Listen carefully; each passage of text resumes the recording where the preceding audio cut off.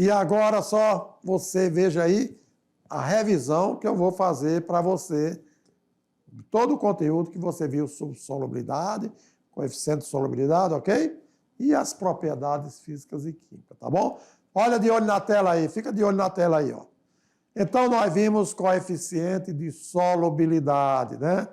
Onde aprendemos que solubilidade é a capacidade de uma substância, tá bom? Que chamamos essa substância de soluto, dissolver-se em outra substância, conhecida como solvente, formando, então, uma mistura homogênea, conhecida como solução. Quer dizer, é a quantidade máxima de uma substância que se dissolve em 100 gramas de um solvente específico a uma determinada temperatura. Aqui nós temos, ok? Nós temos aí, ó, soluto se dissolvendo num solvente, mas, quer dizer, ainda pode ter mais soluto para dissolver? Ótimo. Então, nós temos aí uma solução, porém, poderia ter muito mais soluto para dissolver. Aí nós temos aquela solução insaturada. Quando nós colocamos a quantidade certa do soluto para 100 gramas de água, por exemplo, nós temos a solução saturada. E se eu coloco mais da quantidade de soluto e eu dissolver forçadamente, agitando naqueles 100 gramas de água, quer dizer que eu tenho uma solução que está supersaturada. Ela é muito instável. E aí, as propriedades químicas que nós vimos, hein?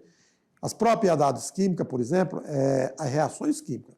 Quando as substâncias se transformam em outras substâncias. Quando a matéria ela se transforma em outra matéria. As propriedades físicas, as matérias, por mais que existam fatores atuando naquela matéria, ela continua a mesma, né? Então, vamos lá. As propriedades químicas são características que descrevem o comportamento das substâncias em relação às reações químicas.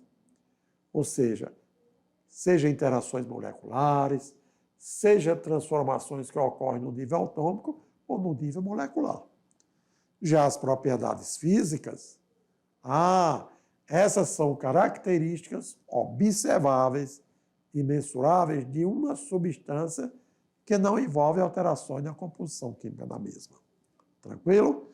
Então, só para a gente relembrar o que nós vimos? Propriedades químicas e propriedades físicas. E ainda nós revisamos sobre fenômeno físico. Sabemos que fenômeno físico ele está relacionado com as propriedades físicas, que diz o seguinte, que um fenômeno físico é uma ocorrência ou evento que não resulta em uma alteração na composição química das substâncias envolvidas. Isto durante um fenômeno físico. As propriedades físicas de umas substâncias podem ser alteradas, mas sua identidade química permanece a mesma. Em resumo, não há formação de novas substâncias, ok? Aí, meu aluno, que legal. Se você revisou, rememorizou o que falamos sobre solubilidade, coeficiente de solubilidade, sobre fenômenos físicos, sobre propriedades químicas e físicas, agora aproveite, realize a sua atividade de sala, que logo em seguida voltarei para fazer aquele comentário de cada questão. Boa sorte para você e até daqui a pouco, ok?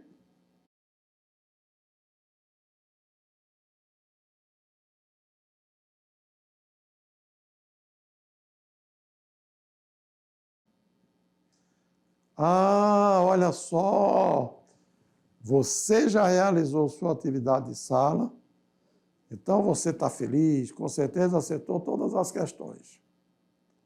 Ou será que aí tem alguma dúvida? Se tiver alguma dúvida, olha aí, deixa o coleguinha, ou chame o coleguinha para refletir sobre a questão que você teve dúvida, e aí todos vão ter sucesso, tá bom? Se liga aí que eu vou para os comentários do Tirando Dúvida. Olha lá, a primeira questão qual foi?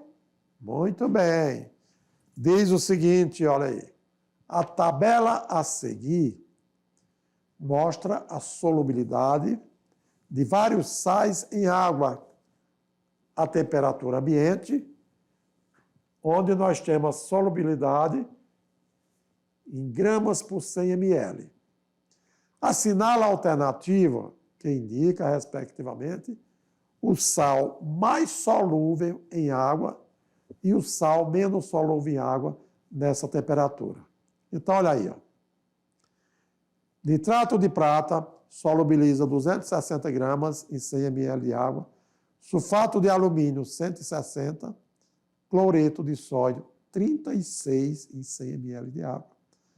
Nitrato de potássio, 52 gramas por 100 ml. Brometo de potássio, 64 gramas por ml, em 100 ml. Aí vem o seguinte, fique de olho, hein? Tá vendo a tabela aí, ó? A pergunta lá diz o seguinte, olha aí, para você, uma vez, conhecendo a tabela, você vai indicar a alternativa que indica o sal mais solúvel em água e o sal menos solúvel em água. Ó, se o volume de água é 100 mililitros, então verificar as massas, né, meu aluno? Você vai verificar a massa, aquele que tivesse maior massa dissolvida em 100 ml de água seria o mais solúvel. O que tivesse menor seria o menos solúvel. Vamos lá, então? Vamos ver? Olha lá, então, gravou aí? Mais ou menos, olha aí, nitrato de prata, sulfato de alumínio, cloreto de sódio, nitrato de potássio e brometo de potássio. Letra A, o mais solúvel seria o cloreto de sódio, o menos nitrato de prata. Letra B, o mais solúvel, o nitrato de prata, o menos solúvel, brometo de potássio. Letra C, o mais solúvel, sulfato de alumínio, o menos solúvel, nitrato de potássio. Letra D, o mais solúvel, nitrato de prata, menos solúvel, cloreto de sódio. Ou letra E, o mais solúvel, nitrato de prata, menos solúvel, brometo de potássio. E aí, qual seria a alternativa correta? Letra D, o sal mais solúvel em água é exatamente o sal mais solúvel em água e o menos solúvel. Qual é? O nitrato de prata e o cloreto de sódio.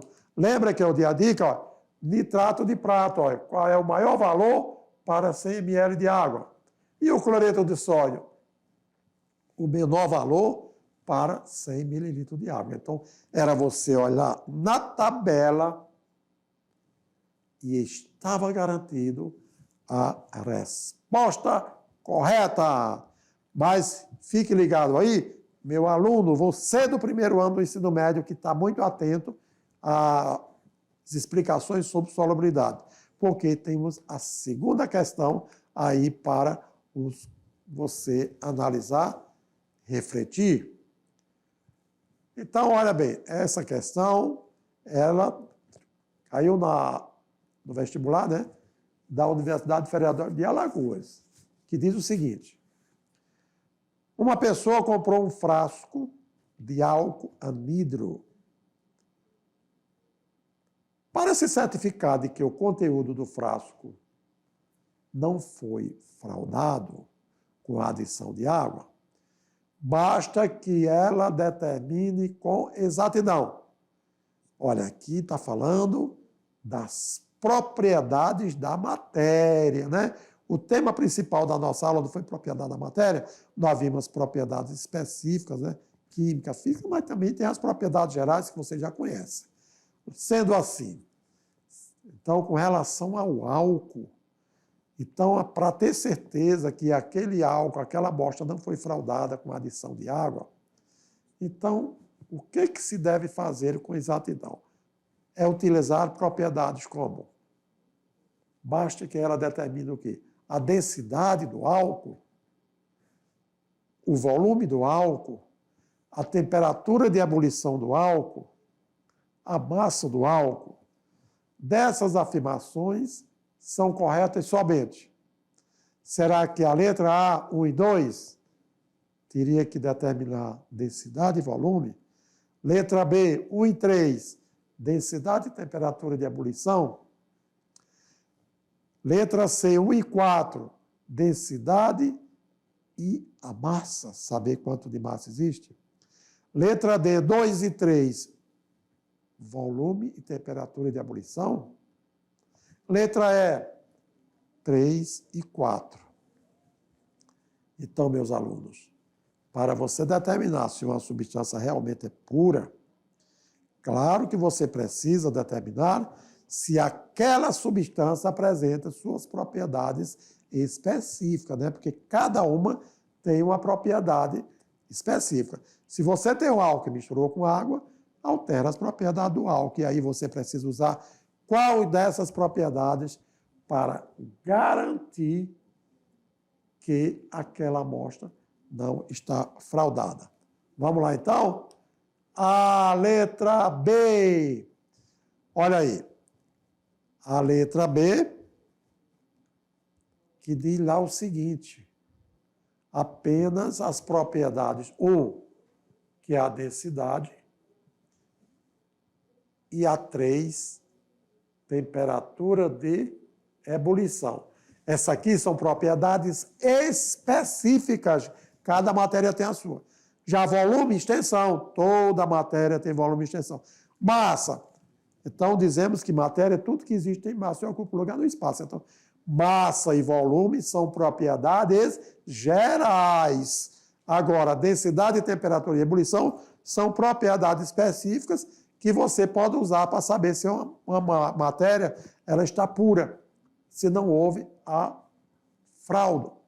Então, olha aí, 1 e 3, propriedades específicas, né? 2 e 4, gerais. Vamos lá no comentário bem, mais uma vez. A 2, errada. Por quê? Porque o volume é uma propriedade geral e se aplica a qualquer tipo de matéria, independente da sua constituição. 4, massa é uma propriedade geral, se aplica a qualquer matéria, independente do por quê? Porque toda matéria ocupa um espaço. Então, volume ou extensão. E toda matéria tem massa, porque tudo que existe tem massa e ocupa um lugar no espaço. Viu aí? Ó?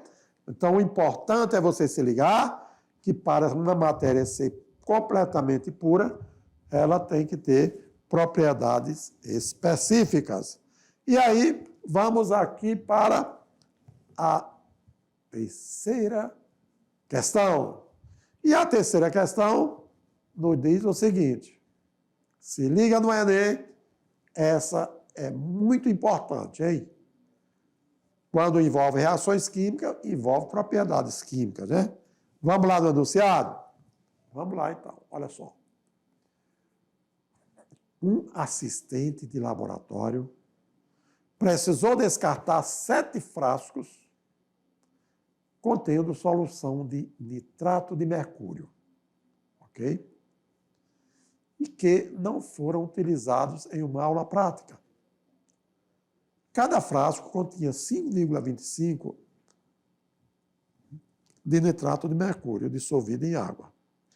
Temendo a toxidez do mercúrio e sabendo que o produto poderia formar cloreto de mercúrio, que tem solubilidade muito baixa, o assistente optou por retirar o mercúrio da solução por precipitação com cloreto de sódio, conforme a reação química. Quer dizer, ele pegou lá o Hg2NO3, que ele estava trabalhando, que não usou completamente, e disse, eu vou fazer reagir com cloreto de sódio. O que que deu? Hg2Cl2 e NaNO3. Na dúvida sobre a massa do cloreto de sódio a ser utilizada, quer dizer, o reagente que ele ia colocar para reagir com o Hg2NO32, o assistente aumentou gradativamente a quantidade adicionada em cada frasco, como apresentado no quadro a seguir. Então, no quadro 1, 0,2, no quadro 2, 0,4, no quadro 3, 0,6, 4, 0,8, 5, 1,1, 6, 1,2. Olha aí, ele queria preservar, né? E aí, no 4, 1,4. O produto obtido, vocês viram aí através da reação, né? Hg2Cl2 e o NaNO3. O produto obtido em cada experimento foi filtrado, secado e teve sua massa aferida. O assistente organizou os resultados na forma de um gráfico que relaciona a massa de cloreto de sódio adicionado com a massa de Hg2Cl2, os reagentes, né, obtidos no frasco. Sabendo que a massa molar do Hg2NO3 é de 525 gramas por mol, a do cloreto de sódio 58 gramas por mol e do Hg2Cl2 472 gramas por mol, qual foi o gráfico obtido, quer dizer, a curva, né, de solubilidade que garante o assistente do laboratório ficar mais confiante? Será que foi a letra A? Será que foi a letra B, a letra C, a letra D ou a letra E? Então, observa, gente, a letra B. Olha aí, você tem aí os valores, quer dizer, a solubilidade, a massa que foi usada de Hg2Cl2 e aqui a massa de cloreto de sódio. Então, imagina as curvas que você tem. Fique de olho na letra B, hein? Por quê? A resposta certa foi a letra B. Considerando que conhecemos a massa de ambos os reagentes, devemos relacionar para descobrir quem é o limitante em excesso.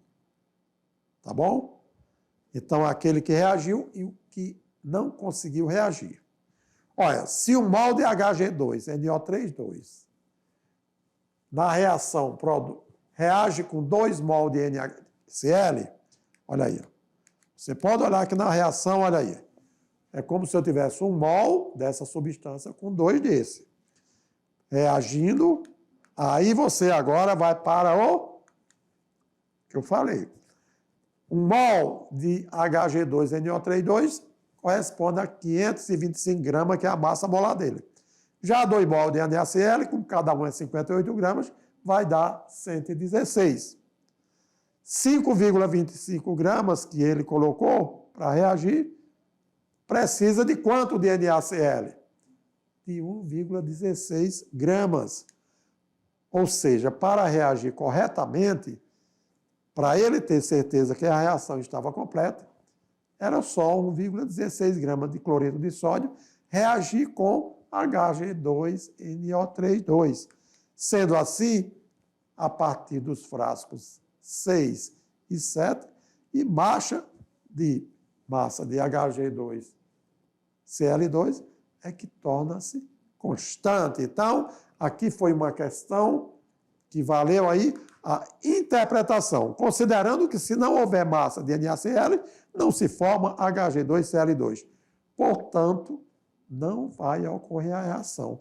E o gráfico inicia-se, ou seja, a partir da origem. Portanto, o gráfico da letra B foi a resposta correta. E aí você, meu caro aluno, aí, reveja essa questão, porque ela é uma questão de Enem. Tem uma teoria, mas também tem a interpretação da curva de solubilidade. Valeu? Então, obrigado pela sua participação nessa aula e fique ligado que teremos mais aula pela frente. Um grande abraço.